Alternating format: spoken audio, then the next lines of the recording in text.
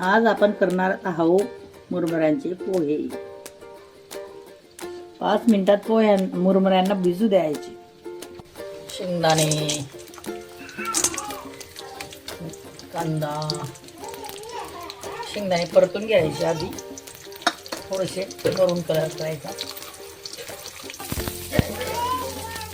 कांदे टाकायचे, त्यानंतर हिरवी मिरची टाकायची, परतून घ्यायची त्याला. आणि नंतर हळद टाकायची. हळद टाकल्यावर मुरमुरे टाकायची, मुरमुऱ्यांचा चिवडा, आणि नंतर मुरमुऱ्यांची पोळी.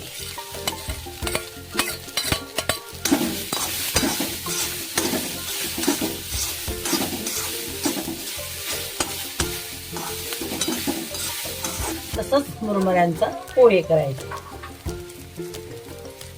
थोडा निंबू घालायची, साखर. बस पडतोय पाऊस.